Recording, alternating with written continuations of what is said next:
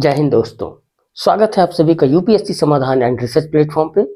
मैं बालकृष्णा आज आपके लिए एनसीईआरटी क्लास 7 की हिस्ट्री के चैप्टर 2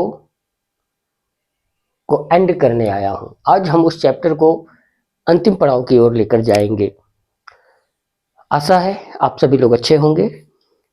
मेरे सभी प्यारे व्यूवर्स, यूपीएससी की तैयारी करने वाले, यूपीएससी की तैयारी नहीं करने वाले, जो भी मेरे व्यूवर्स हैं, आप सभी लोग बहुत अच्छे होंगे।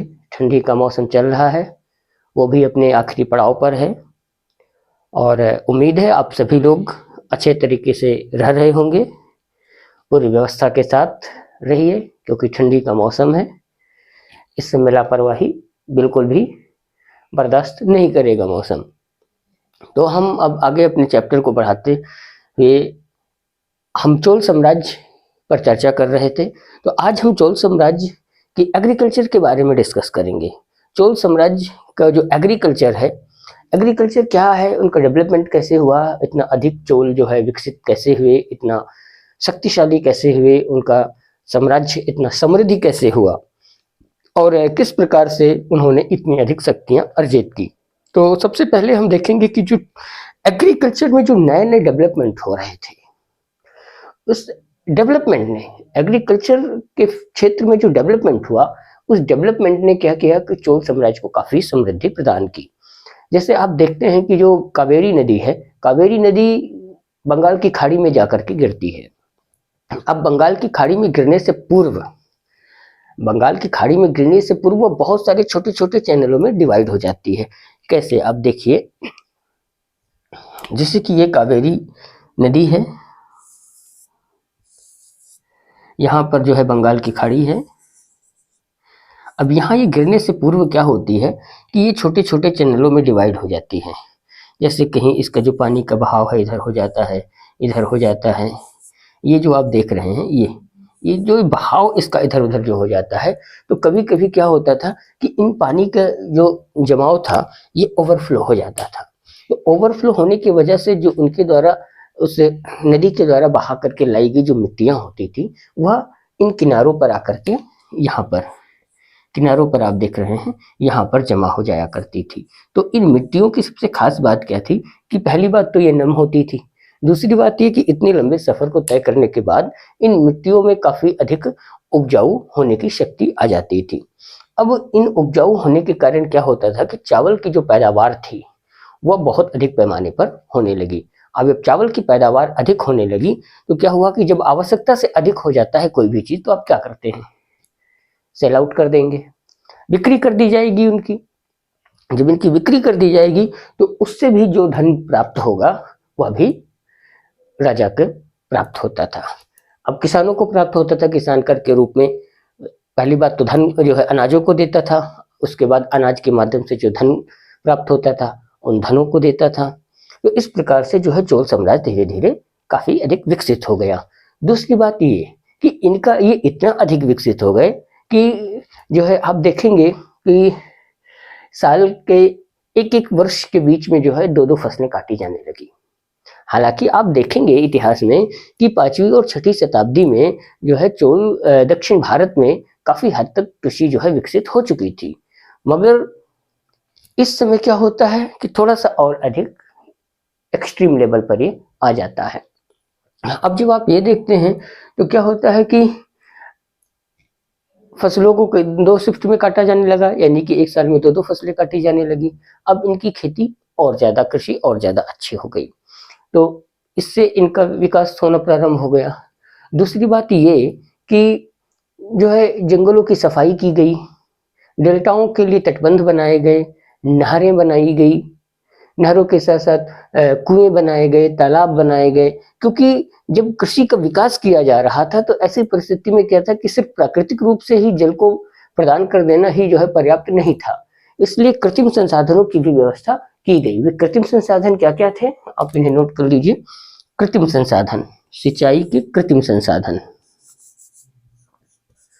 कृत्रिम संसाधन। तो कृत्रिम संसाधन जो थे वो क्या थे, नहरें थी, तालाब थे, कुएं थे आदि।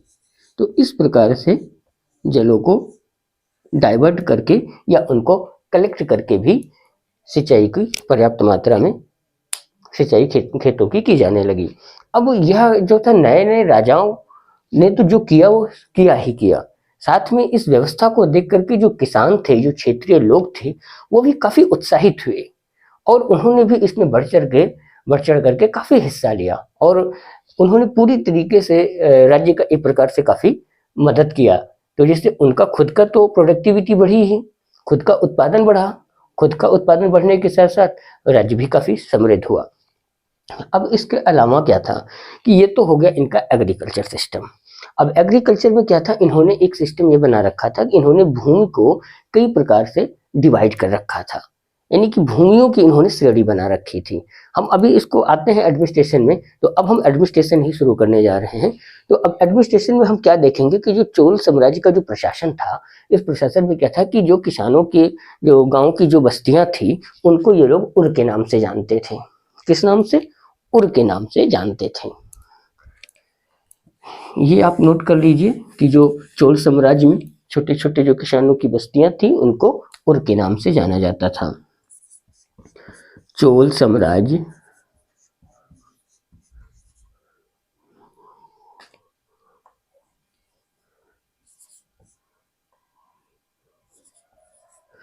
चोल साम्राज्य में गांव की छोटी बस्तियों को, छोटी बस्तियों को उर कहा जाता था।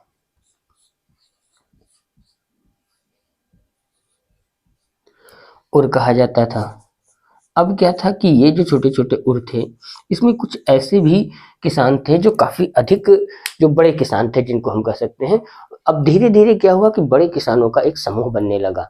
अब जब बड़े किसानों का समूह बनने लगा, तो उन बड़े किसानों के समूह या बड़ी बस्तियों के समूह को एक प्रकार से आप कह सकते हैं, उनको नाडू कहा जाने लगा।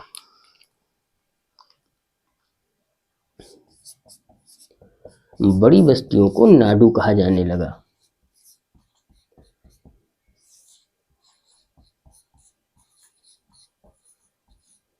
को नाडू कहा जाता था।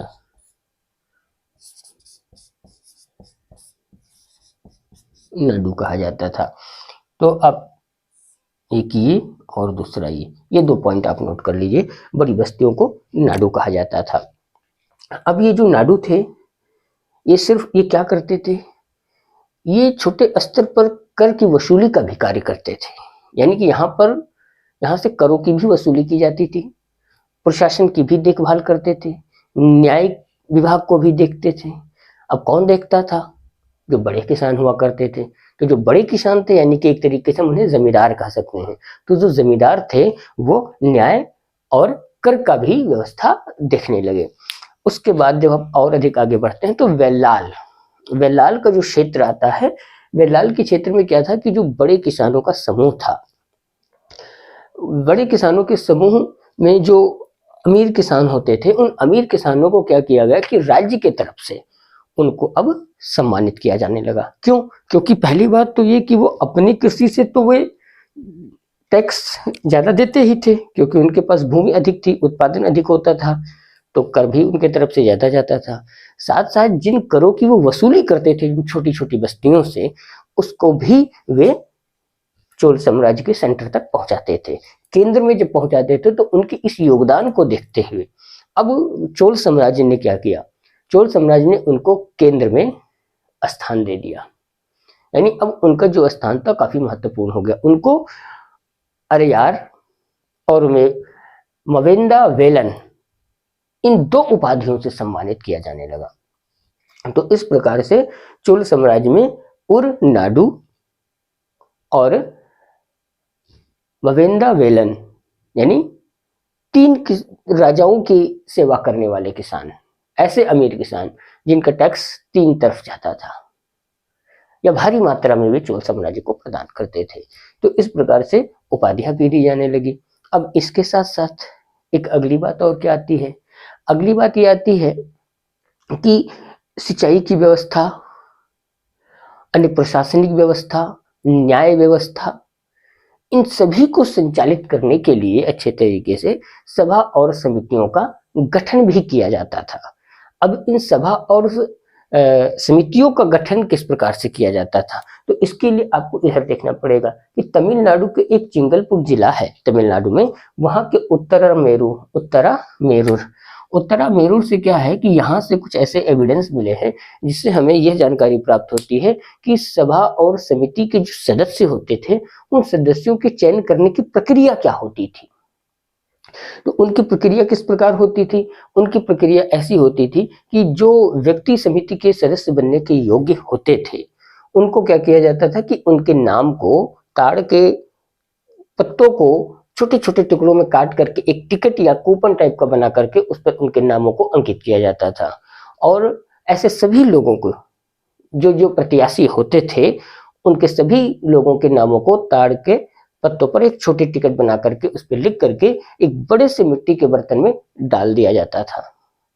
अब उसमें डाल दिया जाता था, उसके बाद क्या था कि एक युवक यानी कि एक युवा जो व्यक्ति होता था, बालक होता था, उसको बुलाया जाता था और वह बालक रैंडमली ऐसे हाथ डाल करके उसमें से उस पत्ते को निकालता था, उस टिकट को निकालता था। अब उस टिकट पर जिसका नाम आता था वह जिस समिति के लिए दावेदार अपने आप को बताता था उसके लिए उसका चयन किया जाता था। तो यह प्रक्रिया उनकी समिति में सदस्यों की बनाने की थी। दूसरी बात, जो अमीर किसानों का जो योगदान था उनके योगदान को देखते हुए वहाँ की जो मंदिरें थी, जो शिलालेख थे, मंदिर की दीवारों पर शिलालेखों पर भी उनके नामों को अंकित किया गया है। इसके बाद अब वहाँ पर एक जो है एक और संस्था होती थी। वो संस्था क्या थी? व्यापारियों का एक संघ था। व्यापारियों के संघ को क्या कहा जाता था? नगरम। व्यापारियों के संघ को नगरम कहा जाता था। ये नगरम के जो थे ये क्या करती थी? ये सभा ये प्रशासनिक कार्यों को देखती थी, उसमें योगदान देती थी, क्योंकि चूंकि ये धन दे रही है राजा को। अब राजा को धन दे रही है ये संस्था, इसमें कोई एक या दो व्यापारी, जैसे आज भी आप देख सकते हैं बहुत सारे व्यापार मंडल आप देखते हैं, जगह जगह आपको देखने को मिल जाएगा, बोर्ड लगा होता है। तो अब उन बोर्ड में फला व्यापार मंडल, फला समाज कहीं दिखता है, बनिया समाज, कहीं अग्रवाल समाज, कहीं ब्राह्मण समाज, तरह तरह के समाज के जो है अपना एडवर्टीजमेंट करने के लिए लोग बोर्ड लगाते हैं। तो इस प्रकार से जो है व्यापारियों का एक ग्रुप था, एक संघ था जिनको नगरम के नाम से जाना जाता था। ये विशेष रूप से प्रशासनिक कार्य और न्याय कार्य इन दोनों में अपना काफी योगदान इन्होंने दिया। उसके बाद अब भूमियों के प्रकार की हम बात कर रहे थे, तो जब भूमियों के प्रकार की बात करेंगे तो उसमें देखिए आप यहाँ देखेंगे भूमियों के प्रकार की जो हम बात कर रहे थे, तो यहाँ आप देखिए क्या है कि सबसे पहले जो वेल्लन वागई एक ऐसी भूमि को कहा जाता था जो भूमि गैर ब्राह्मण लोगों को दी जाती थी, या उनके पास जो गैर ब्राह्मण थे जिनके पास ऐसी जमीन होती थी, ऐसी संपत्ति होती थी, जिनको वेल्लन वागई के नाम से जाना जाता था। दूसरी जो भूमि का प्रकार होता था वह होता था ब्रह्मदेय।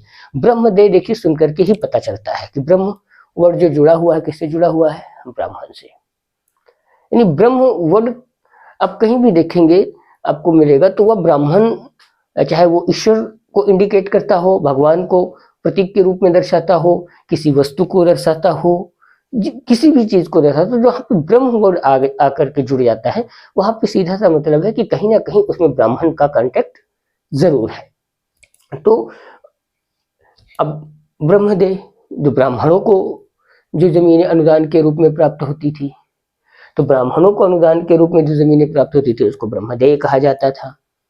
फिर जमीन का जो तीसरा प्रकार आता है उसको सलभोग कहा जाता था। सलभोग कौन सी जमीनें होती थी? तो सलभोग ऐसी जमीनें होती थी जो विद्यालय की देखभाल के लिए अनुदान में दी जाती थी। यानी अब जो भूमि है, विद्यालय बना है, अब विद्यालय को चलाने के लिए भी पैसा चाहिए, तो राज्य ने क्या किया? राज्य ने ये किया कि राज्य बार बार धन विद्यालय को ना दे, इसलिए राज्य ने एक ऐसी व्यवस्था बना दी कि जमीनों को दे दिया जो विद्यालय के नाम पर हो गया। अब उन जमीनों से जो उत्पादन किया जाता था कृषि कार्यों का, कृषि वस्तुएं जो उत्पादित होती थी, फसलें उत्पादित होती थी, उनके माध्यम से धनार्जन करके और वह फिर विद्यालय के ऊपर खर्च किया जाता था।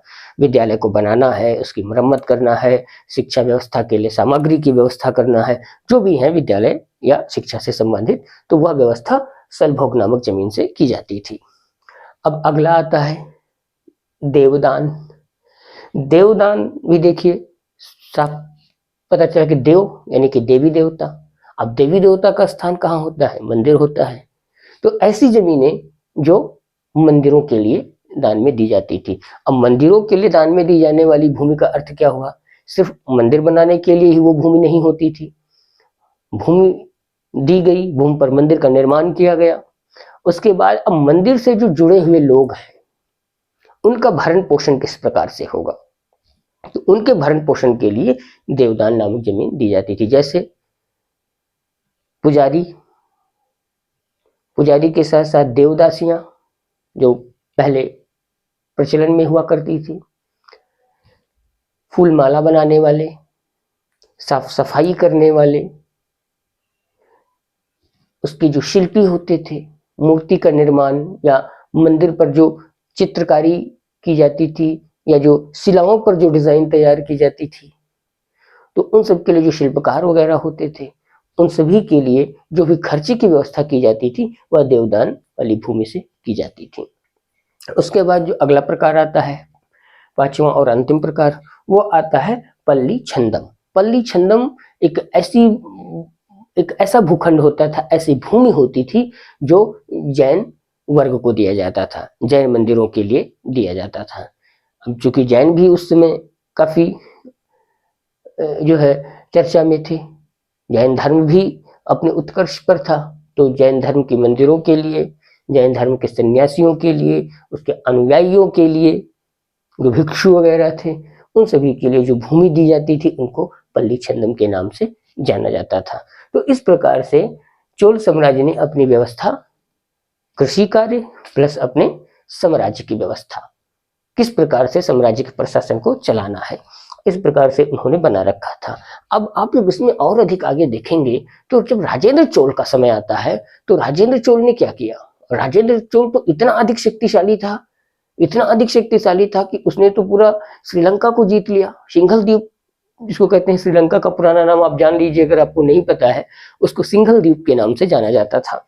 एक बार मैं इसको उल्लेख कर देता हूं यहाँ पर, श्रीलंका का प्राचीन नाम। तो श्रीलंका का प्राचीन जो नाम था वह था सिंघल द्वीप।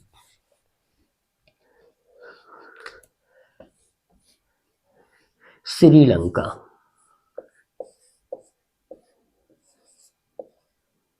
श्रीलंका का प्राचीन नाम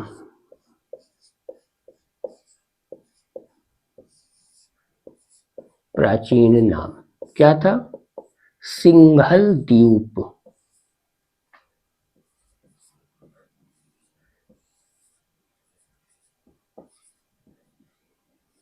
सिंघल द्वीप, तो सिंघल द्वीप था, इसको राजेंद्र चोल ने जीत लिया था।